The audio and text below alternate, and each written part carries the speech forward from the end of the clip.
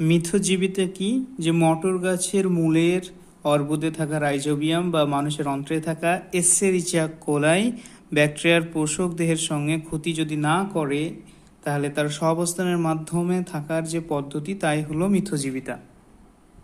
তো এখন প্রশ্ন হলো সত্য মিথ্যা। যেমন রাইজোবিয়াম একটি মিথজীবী ব্যাকটেরিয়া, অবশ্যই সত্য।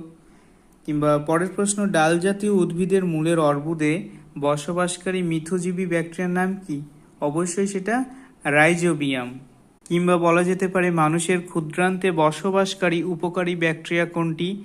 অবশ্যই সেটি এসেরিচিয়া কোলাই। বা বলা যেতে পারে মানুষের দেহের প্রয়োজনীয় ভিটামিন B12 সংশ্লেষ করে কোনটি? এবং কিংবা মানব দেহে B12 সংশ্লেষকারী মিথজীবী ব্যাকটেরিয়া হলো, তো সেটা অবশ্যই হবে এসেরিচিয়া কোলাই।